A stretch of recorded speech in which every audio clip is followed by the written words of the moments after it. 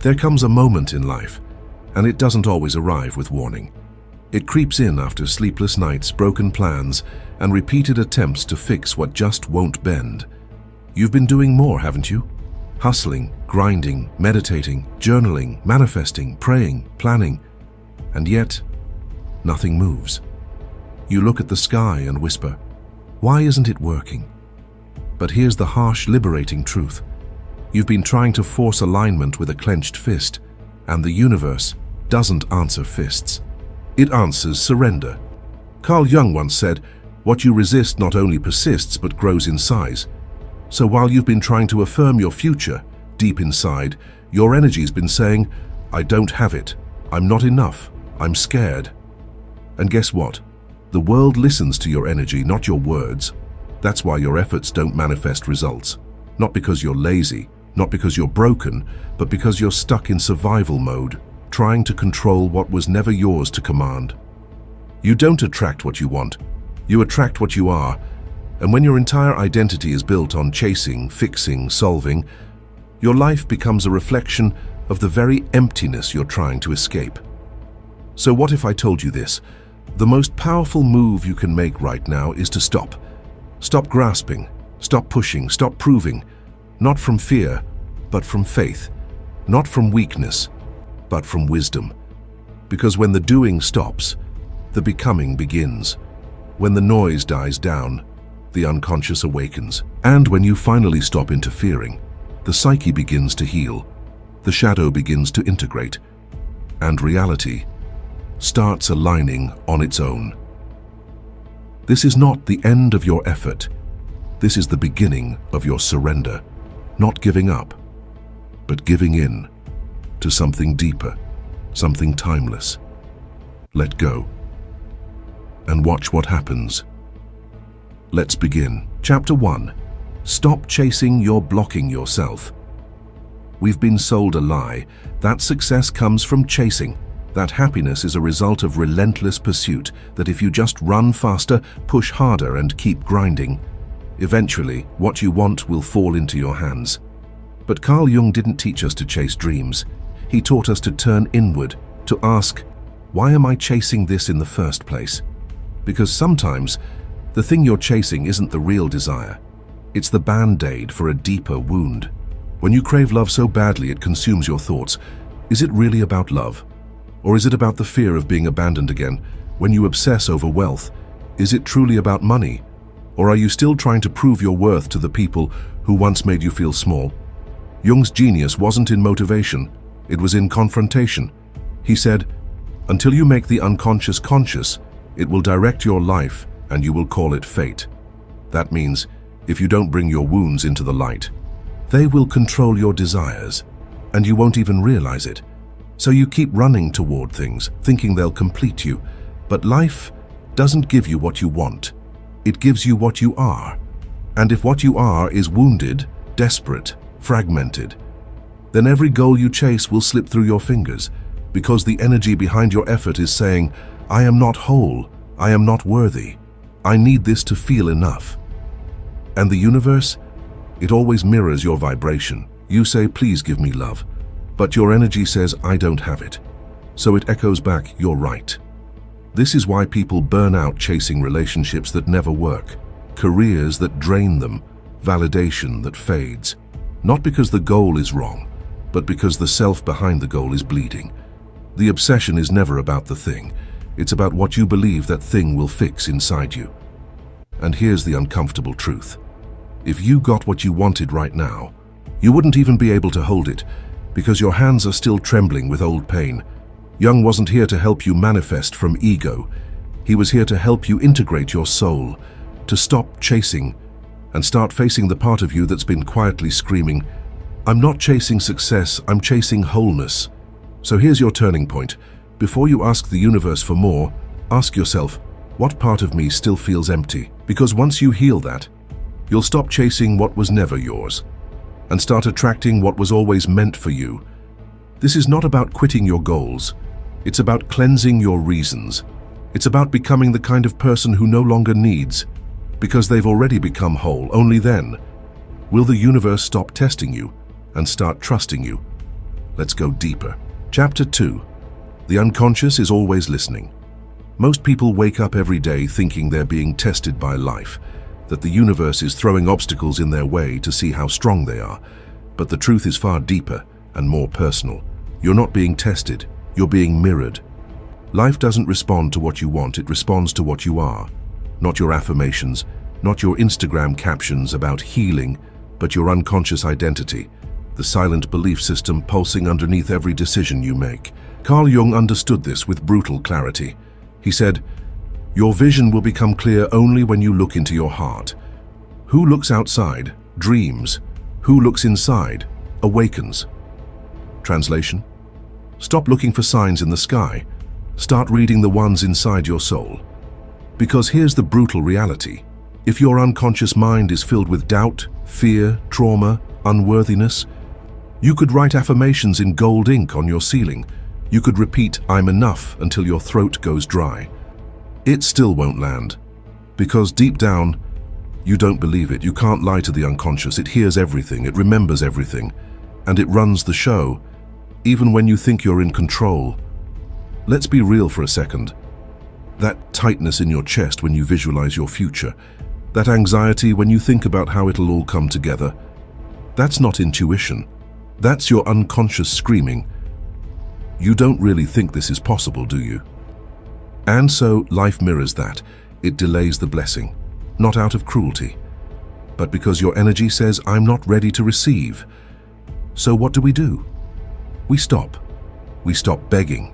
We stop obsessing. We stop throwing more positivity on top of internal chaos. Because real power isn't found in more effort. It's found in presence, in slowing down enough to hear the whispers of your own psyche. When you feel the doubt, don't run from it. When fear shows up, don't bury it under another motivational podcast. Sit with it, decode it. Because every fear is a message. Every hesitation is a signal. Your unconscious is always speaking. The question is, are you brave enough to listen? And here's the twist. When you finally do nothing, when you stop interfering, when you stop trying to force divine timing with human impatience, that's when the shift begins. That's when your energy aligns. That's when the unconscious stops resisting. And that's when the universe says, "Now you're ready." You're not here to chase alignment. You're here to become it. And becoming begins in stillness. Chapter 3. Detachment isn't giving up, it's awakening. Let go. Not as an act of defeat, not because you've given up on the outcome, but because you've finally awakened to the truth. I was never meant to control the world. I was meant to understand myself within it. Detachment isn't about apathy. It's not about pretending nothing matters. It's about reclaiming your energy from places it never belonged in the first place. It's the quiet confidence that says, "I've done what I could. Now I surrender what I can't." Carl Jung understood that true transformation doesn't happen in obsession. It happens in surrender.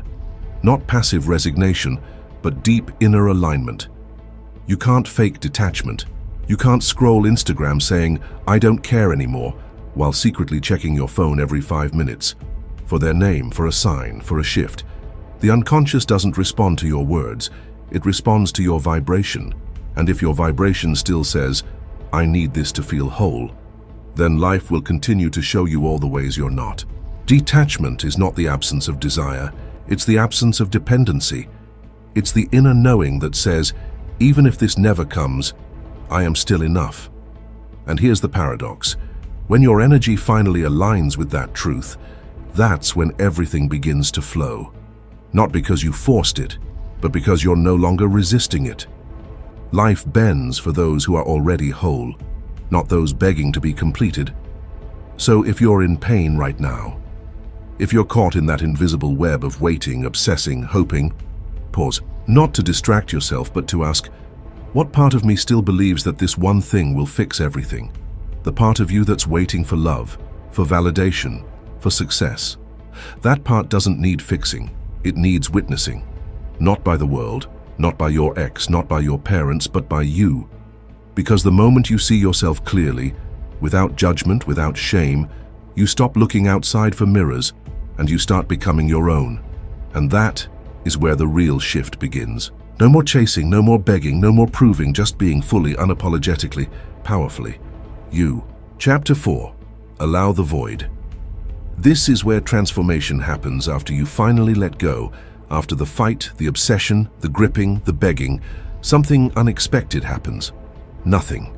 No sign, no reward, no sudden miracle. Just silence. You wake up and the world looks the same. Your phone doesn't buzz. Your heart still aches. The opportunity hasn't come. The message hasn't arrived. And the voice inside you whispers, "Was any of that even worth it?" This is the moment that breaks most people. Because we've been conditioned to believe, if I let go, something good will instantly replace it. But the universe doesn't move on your timeline. It moves in energetic alignment. And before it gives you what you asked for, it checks to see who you've become without it. So here you are in the void, a space that feels like nothing, but holds everything. This is the in-between, the space where your old self has died, but your new self hasn't been born yet. And that space is terrifying, because there's no map, no proof, no external feedback to say you're on the right path. Just you and your thoughts, and the deafening quiet that demands you to trust something you can't yet see. Carl Jung called this space the creative void. He said, "In all chaos there is a cosmos, in all disorder a secret order." That means what looks like nothing happening on the outside is actually deep internal reorganization on the inside. Your soul is not on pause, it's under construction. Your unconscious is rewiring, old wounds are detaching, new beliefs are anchoring, your nervous system is adapting to receive the thing you used to beg for. But here's the trap, because you can't see it happening. Your ego tells you, now this isn't working. And if you believe that lie, you'll self-sabotage, you'll start chasing again, and you'll block everything that was quietly forming behind the scenes. The void is not a punishment, it's a purification. It strips away everything you were depending on, the external validation, the illusion of control, the addiction to outcomes, until the only thing left is your truth. And when you reach that place, where you stop chasing and start becoming, the universe listens. Because energy never lies. You can post vision boards, recite affirmations, and chant mantras all day long. But if your energy still says, "I'm scared it won't happen," then life mirrors that. The void is the moment where you're asked to embody the outcome before it arrives. Can you feel wealthy before the money hits your bank account? Can you feel loved before the relationship manifests? Can you feel free before anything changes on the outside? Because if you can, you collapse time. You turn waiting into becoming. You turn stillness into magnetism. You become the vibration of your desire. And life has no choice but to meet you there. But first, you must pass the test, the silence, the unknown, the terrifying gap where you feel like you're doing nothing. But in truth, you're becoming everything. So if you're in that void right now, hold your ground. Don't move. Don't fix. Don't panic. Breathe. Align. And listen. Because once you master this sacred stillness, once you stop needing proof and start becoming presence, life gets loud again. But this time, it sings your song. Chapter 5. Integrate. Don't obsess. Every desire you feel isn't random. It's not a punishment. It's not the universe teasing you or dangling something just out of reach. It's a mirror, a message, a spiritual assignment. Carl Jung understood this deeply. He taught that every desire is a signal from the unconscious, not to chase something out there, but to awaken something in here. You don't want money just to be rich. You want to feel safe. You don't want a relationship just to be loved. You want to feel seen. You don't want success just for applause. You want to finally believe that you're enough. The desire is not the problem, the unconscious attachment underneath it is. And this is where most people get stuck. They obsess. They mistake their yearning for action. They check their phone 20 times a day. They reread old conversations. They overanalyze every delay, every silence, every little shift in energy. And they call it manifestation. But Carl Jung's work, especially the process of individuation, taught us something different. The goal isn't to become perfect, it's to become whole. And wholeness doesn't come from obsessing over what you lack. It comes from integrating what you've disowned, your light, your shadow, your power, your insecurity, your deepest truth. even the parts you've been ashamed to look at. Because when you finally hold both your strength and your struggle, you stop needing life to fill you. You become full, on your own. Let this land. You don't attract what you obsess over.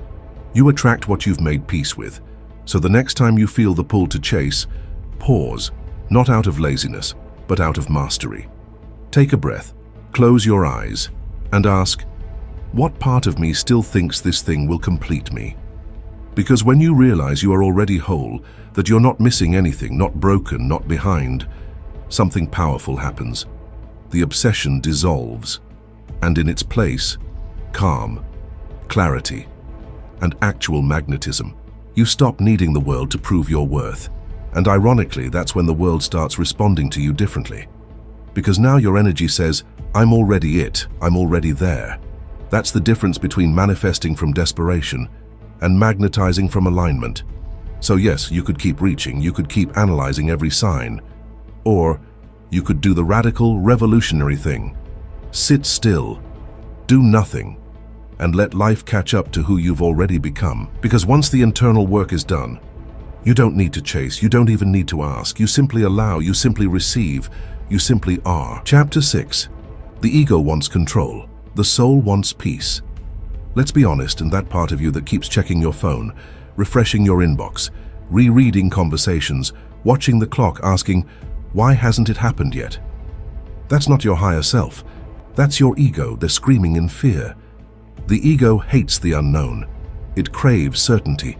It needs the illusion of control to feel safe. And if it doesn't get it, it spirals. It catastrophizes. It floods your nervous system with panic and labels it intuition. But that's not intuition. That's insecurity. That's unhealed fear dressed in urgency. Carl Jung saw this internal war clearly. He didn't just study it, he lived it. And he taught us that the human experience is a constant tension between the ego and the soul. The ego demands proof. The soul whispers truth. The ego says, I need to control this so I don't get hurt again. The soul says, I've already survived worse. Let's flow. Here's what most people never learn. The ego seeks outcomes. The soul seeks alignment. The ego needs to know how it's going to happen. The soul only needs to feel that it will. Because the soul operates outside of time. It isn't chasing, it's remembering. Carl Jung once wrote, the privilege of a lifetime is to become who you truly are. And here's the plot twist. Who you truly are is not the version of you that's panicking. It's the version beneath all that. The one that already feels complete. That version of you isn't scared of silence. It isn't measuring its worth in text replies, followers, bank balances, or timelines. It breathes deeper, speaks slower, moves with grace, not urgency, because it knows everything meant for me will arrive, and it will arrive on time. Divine time, not mine. But to access that version, the real you must learn to pause when panic rises, to interrupt the pattern, to ask a question so simple, yet so powerful. Is this coming from my ego, or from my essence? If it's pressure, anxiety, desperation, that's ego. If it's peace, ease, surrender, and that's soul. This doesn't mean stop dreaming. It means stop clinging, stop suffocating your manifestations with fear, because desperation is noisy. But alignment? Alignment is silent. It doesn't beg. It doesn't chase. It simply becomes. So if you're in a moment of doubt right now, don't add more noise. Don't drown yourself in distractions or self-blame. Close your eyes. Place your hand over your heart. And ask, what would the healed version of me do right now? Then do that. Not because it guarantees the outcome, but because it anchors your truth. Remember, you're not here to control. You're here to co-create. And you can't co-create from a place of panic. You must choose peace, even when it's uncomfortable, even when there's no proof, even when your ego says, this still isn't working. Because when you choose peace over pressure, that's when reality starts to shift. That's when you're no longer just a passenger in your life. You become the architect. Peace is your compass, follow it. And everything meant for you will follow you. Chapter 7. Shadow work is manifestation. Work. You can't manifest a better life by only loving the pretty parts of yourself. You can't call in abundance while rejecting the version of you that's scared, angry, ashamed, or insecure, because the universe doesn't just respond to your goals, it responds to your wholeness. And wholeness means facing the part of you you've been running from your entire life. Carl Jung named it the shadow, not evil, not darkness in the Hollywood sense, but the repressed self. The parts of you you buried to survive, the fear you silenced, the rage you swallowed, the guilt you pretended didn't exist, the unworthiness you dressed up as ambition. Most people think manifestation is about scripting, visualizing, and raising your vibration. But real manifestation, lasting, grounded, soul-aligned creation, doesn't come from fantasy. It comes from integration. Let's get real. Every time you obsess over love, it's usually not about love. It's about a wound screaming, "If someone loves me, maybe I'll finally feel enough." Every time you hustle harder for money. It's not just about ambition. It's about a core belief saying, "I'm not safe unless I have more." And here's the trap. If your manifestations are rooted in shadow, in lack, fear, trauma, and unworthiness, then what you create will reflect that. You'll manifest a partner who triggers your abandonment wound. You'll manifest money that vanishes as fast as it comes. You'll manifest success that feels empty and draining. Why? Because you attracted it through a fragmented self. This is why Jung's work is so important. He taught that we must bring the unconscious into consciousness, because until you do, it controls your life. And you call it fate. So the real question isn't, how do I attract more? It's, what inside me still believes I don't already have enough? That's where shadow work begins. And no, it's not easy. It's uncomfortable. It asks you to stop blaming the world and start looking inward. To stop pointing at what didn't happen and start asking, what part of me wasn't ready to receive it? It's not about shame. It's about ownership. It's about holding space for all versions of you, the light and the dark, and saying you're allowed to exist. You're allowed to be seen, and you don't have to control me anymore. Because once your shadow is seen, it no longer operates in the background. It no longer pulls strings behind your back. It no longer creates chaos just to get your attention. You take your power back, and in that reclamation, your frequency changes. You no longer manifest from fear. You magnetize from wholeness. That's not wishful thinking. That's quantum alignment. That's nervous system safety.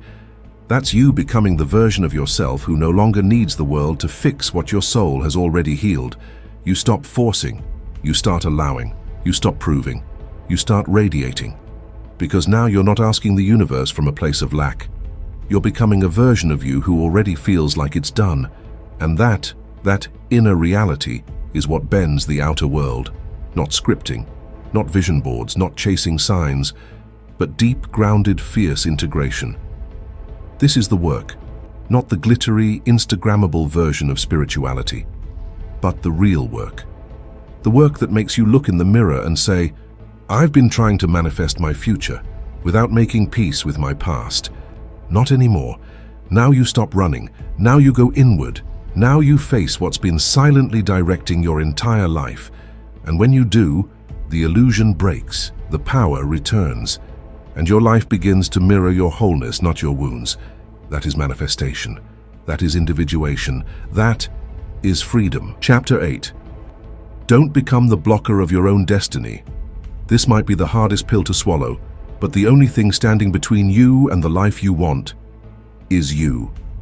Not your past, not your trauma, not the universe. You. Carl Jung, the father of analytical psychology, the man who saw deeper into the human soul than almost anyone, said something chillingly true. The most terrifying thing is to accept oneself completely. Terrifying?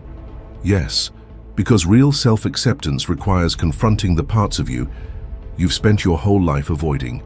The guilt, the shame, the regret, the fear that maybe, just maybe, you're not good enough. So instead of going inward, you chase the external. You look for someone to tell you you're worthy. You hustle for love. You grind for success. You manifest, not out of belief, but out of desperation to escape yourself. But here's the brutal truth. Anything you chase to avoid yourself will become the thing that avoids you. You think you're just trying to make your dream life happen, but in reality, you're using that dream to avoid sitting in the silence of who you currently are. And the universe, it's not punishing you, it's protecting you, because it knows if you received everything you wanted right now, you wouldn't be able to hold it, because part of you still doesn't feel worthy of it. And here's the deeper truth Jung pointed to. When you don't accept yourself fully, you become fragmented. Your conscious self says, I want more, but your unconscious self says, I'm not ready. And so your energy becomes a contradiction, a tug of war between desire and disbelief, a magnetic field that pushes away what it pretends to attract. You become the blocker of your own destiny, not because you're weak, but because you're still operating from an outdated version of yourself. A version built in survival, a version shaped by wounds, a version that was taught to earn love, not receive it. And the tragedy? Most people will live their whole lives chasing outcomes, when what they really need is to change their identity. You don't need to do more. You need to become the version of yourself that doesn't need to chase. The version that already feels what you're trying to manifest. The version that already believes, I am worthy, I am ready, I am enough. Because here's the universal law no one talks about. You don't receive what you want. You receive what you are. If you feel unworthy deep down, even if you say all the right affirmations, you'll unconsciously sabotage every opportunity, every relationship, every blessing. Why? Because your energy doesn't match your intention. So if things aren't moving right now, if you feel stuck, it's not because the universe is ignoring you. It's because your internal frequency is saying, I still don't believe I deserve this.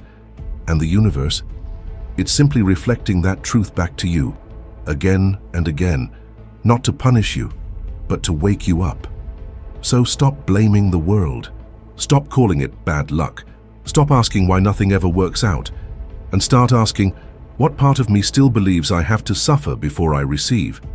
Because the moment you stop chasing outcomes and start evolving your self-concept, that's when everything starts to shift. Not instantly, not magically, but organically. From the inside out, the way real transformation always does. So hear this. You are not stuck. You are not cursed. You are simply being asked to rise, to grow into the version of yourself that can hold what you've been asking for.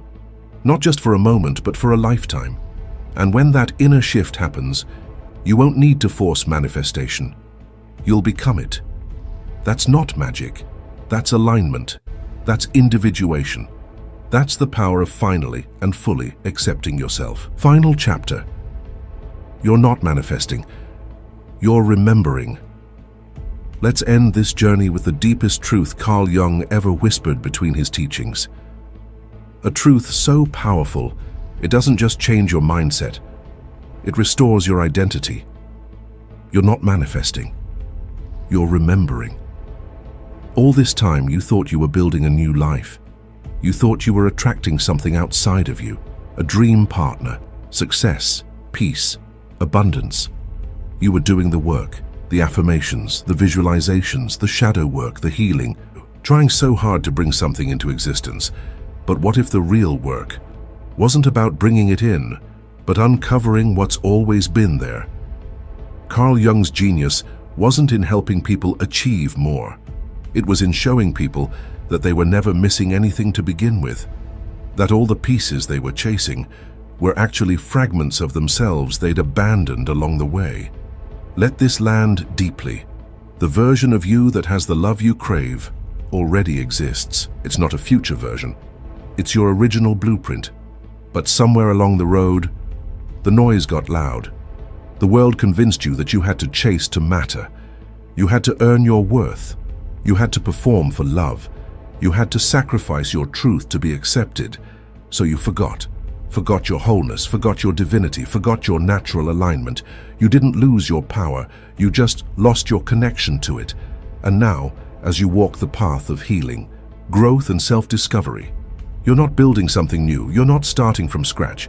You're simply removing what's not you, the fear, the guilt, the proving, the perfectionism, the overthinking, the attachments, the stories, all of it, just static, hiding the signal of your soul. Carl Jung never gave us a system to fix ourselves. Because he understood something most people miss. You don't need to be fixed. You need to be revealed. Who you really are is not the overthinking, anxious, insecure self you've been identifying with. That's the persona. A mask. A survival mechanism built over years of emotional neglect and spiritual forgetfulness. Who you really are is the witness, the soul underneath, the one who remembers stillness, the one who doesn't chase because they already embody, the one who doesn't grasp because they already are. And this is the final, sacred truth. When you do nothing, when you stop grasping, hustling, scripting, manifesting from fear, you return to your original frequency, the one you were born with, the one that never needed to be proven, only remembered. That's why things start aligning when you finally let go. Not because surrender is a cheat code, but because surrender is your natural state. The state of trust, the state of being, the state where soul overrides ego, where energy overrides effort, where alignment replaces anxiety. So if you're still stuck in the loop, trying to think your way into a future, trying to force the divine to move on your deadline, pause. Not because the universe is against you, but because it's trying to remind you of something you forgot. You were never here to beg for the life you want. You were here to remember that it's already yours, once you become the version of you who can receive it. You are not late. You are not broken. You are not behind. You are not manifesting. You are remembering. And now you've remembered enough. Now it's time to return to the stillness, to the trust, to the soul that already knows. Everything meant for me will arrive, not when I chase it, but when I become it. And in that becoming, you don't force, you don't beg, you simply allow, you simply receive, you simply are. Welcome home. If even one line in this video cracked something open inside you, don't scroll past it. Don't let this moment dissolve into your feed like every other piece of content you half watch and forget. Because this wasn't just a video, this was a mirror, a moment, a message you were meant to find, not by accident, but by alignment. Carl Jung once said, "We meet ourselves time and again in 1,000 disguises on the path of life." Maybe this video was one of those disguises, a reflection, a nudge, a spiritual checkpoint reminding you, you're not here to chase the world, you're here to return to yourself. So if you felt that shift, even for a second, comment below, "I let go, I align, I receive." Not for attention, not for likes, but to declare to your unconscious, this time, I choose alignment over obsession. I choose self over survival. I choose becoming, not begging. Hit like, not to feed the algorithm, but to anchor this energy into your nervous system. To tell your psyche, this moment mattered. I am different now. Subscribe. If you're done with surface-level hacks and temporary motivation, and ready to dive into Jungian truths that reconstruct you from the inside out, this isn't a channel, this is a journey, a path for souls ready to remember. And above all, share this video with someone you love, someone who's lost in the loop, someone chasing everything, except themselves. Because Carl Jung also said, your vision will become clear only when you look into your heart. Who looks outside dreams, who looks inside awakens. This is your moment to awaken, to turn your attention inward, to stop seeking and start seeing. Because in a world obsessed with more, stillness is rebellion, presence is power, and sometimes doing nothing is the most courageous act of becoming. So breathe, feel, remember. You're not manifesting, you're remembering, and your return starts now.